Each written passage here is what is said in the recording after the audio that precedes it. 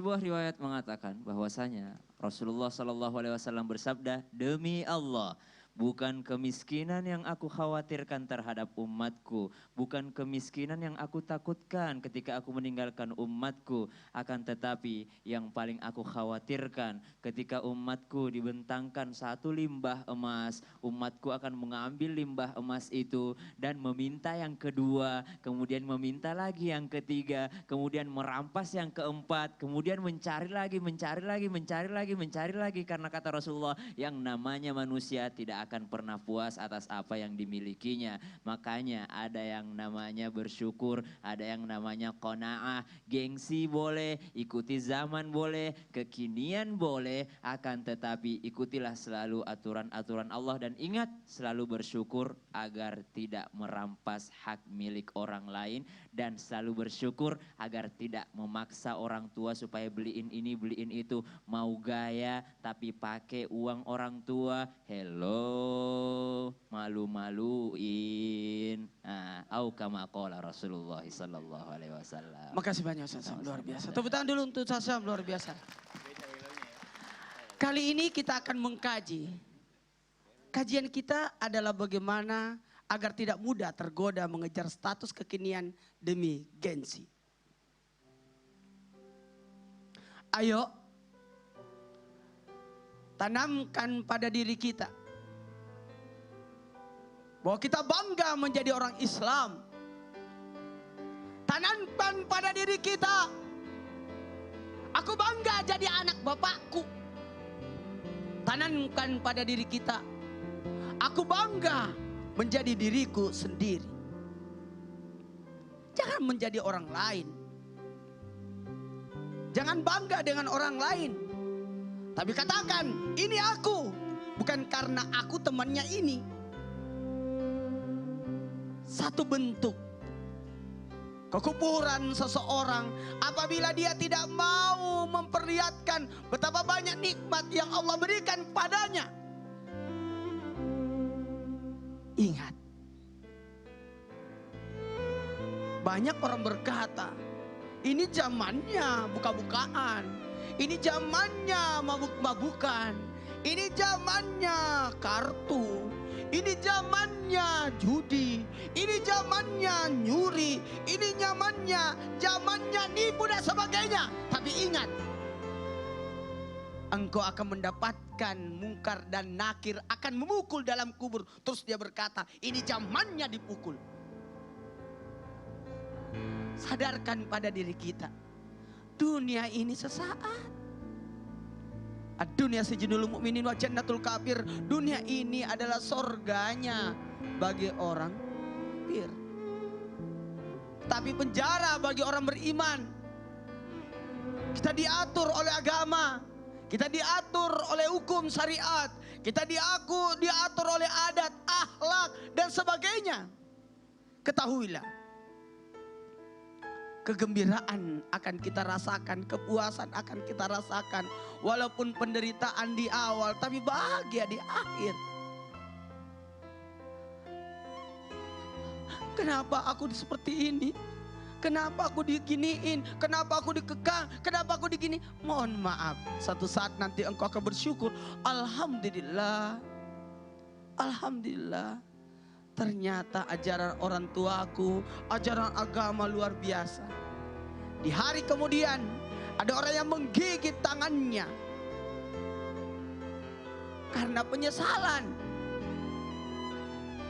dan melihat Rasulullah SAW masuk ke dalam surga bersama dengan pengikut yang mengikuti sunnah Nabi, sementara dia menggigit jari-jarinya. Seakan-akan ada orang kita lihat di dunia menggigit kukunya karena nyesal. Temannya lulus, temannya naik kelas, temannya dapat penghargaan, sementara dia santai, berleha-leha, tidak memperhatikan dirinya, tidak memperhatikan atas apa yang akan disiapkan untuk hari esok. Apa yang engkau akan siapkan untuk hari esokmu? Ingat, bersyukurlah karena kita mendapatkan penghargaan luar biasa. Jadi status sosok orang yang luar biasa, yang mulia di hadapan Allah karena keimanan kita. Betapa banyak anak malu duduk sama orang tuanya. Mama, masuk ke dalam, ada teman saya datang jadi tamu. Masuk, masuk, masuk. Ada orang tua anak-anak seperti itu. Malu melihat orang tuanya tua, malu melihat orang tuanya sakit-sakitan, malu melihat orang tuanya tidak secantik, seganteng yang diharapkan. Hati-hati. Ucapkan terima kasih kepada orang tua atas apapun yang pernah diberikan. Gimana? Ucapkan terima kasih ya. Mewakili semua. Yang paling banyak berpengaruh dalam hidup aku tuh ibu aku. Dia juga selalu bilang, karena gengsi itu kan konotasinya negatif ya. Mayoritas dia selalu bilang sama aku tiap hari, Nina ingat gengsi gak bikin kita kaya.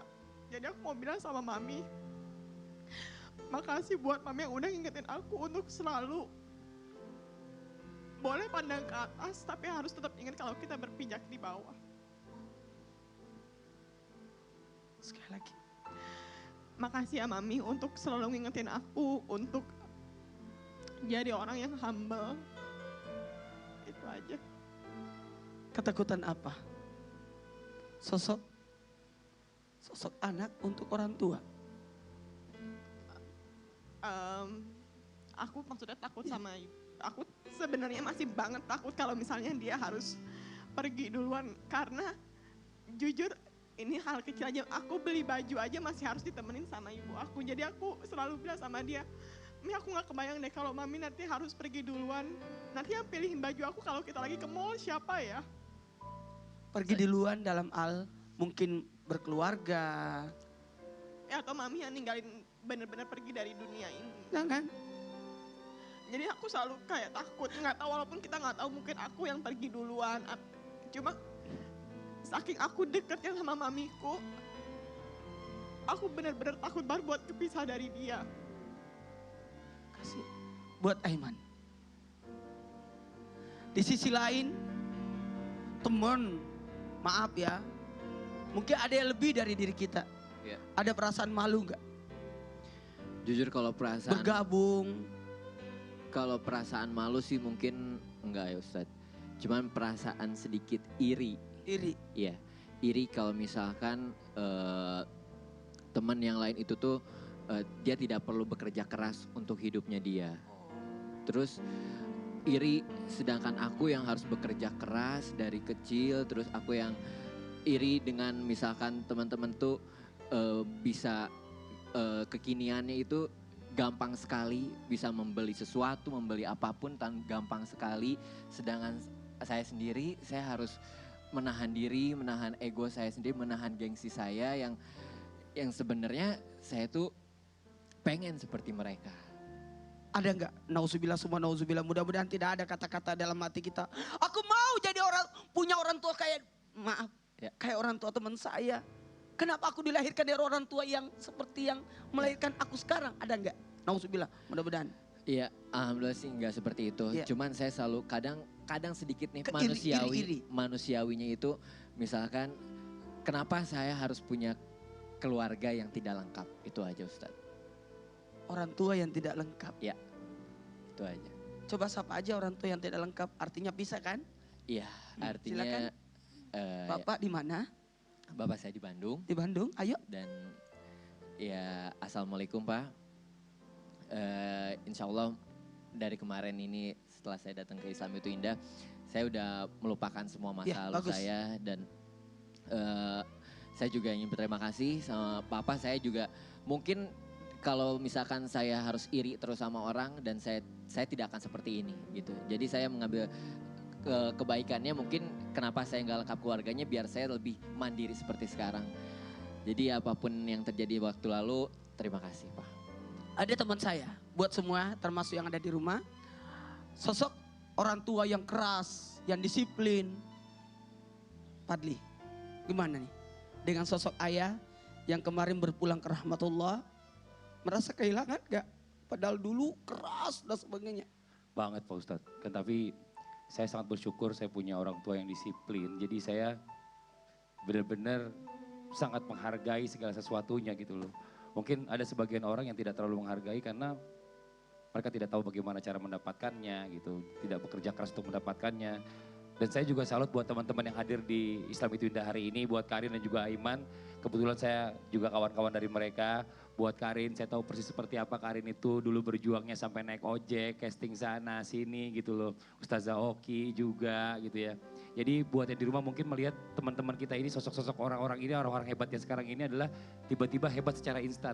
Enggak, tidak seperti itu. Mereka adalah orang-orang hebat yang enggak pakai gengsi, harus jalan kaki, harus naik ojek, harus naik angkot untuk meraih kesuksesannya. Ini juga Aiman nih. Dulu sebelum jadi pemain sinetron, awal-awal main sinetron juga naik angkot jauh-jauh ke Cibubur.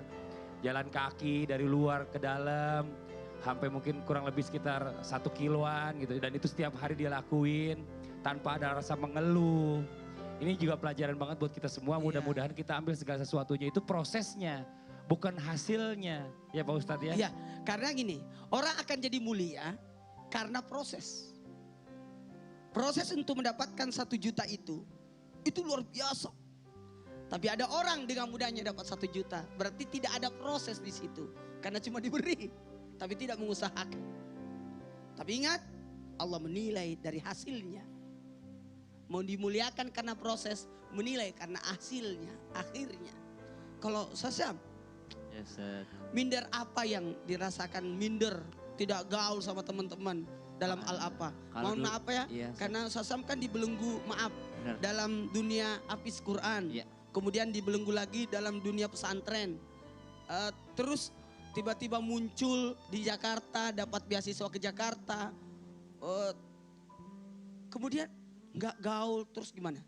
Kalau Minder. mindernya kemarin karena teman-teman pada sekolah, tapi aku malah disuruh ngafal Quran, malah diasingkan ke pesantren. Teman-teman malah sekolah, aku diasingkan ke pesantren. Itu yang bikin marah sebenarnya, marah sama ayah, marah sama ibu, marah sama orang-orang yang Karena membawa tidak aku- update. karena tidak ikutan sekolah gitu, tidak ikutan sekolah biasa kayak teman-teman, malah disuruh menghafal Quran. Dan ternyata sekarang alhamdulillah banget Tangan ternyata. dulu. Aku minta satu lagi. Ya. Minta satu lagi, Ustazah Oki. Dulu kan, mohon maaf, aduh nggak enak banget ya ngomongnya. Dikasih baju sama teman-teman kakak-kakak Iya, kelas. betul. Maaf ya aku ungkap Dikasih baju, lagi. Sekarang sudah punya butik, sekarang punya baju sendiri. Bagi-bagi baju sekarang Bagi-bagi baju alhamdulillah. lagi sekarang. Iya. Dulu dikasih baju, sisa-sisa teman, bekas-bekas teman. Aduh. Tapi sekarang ada perasaan apa gimana?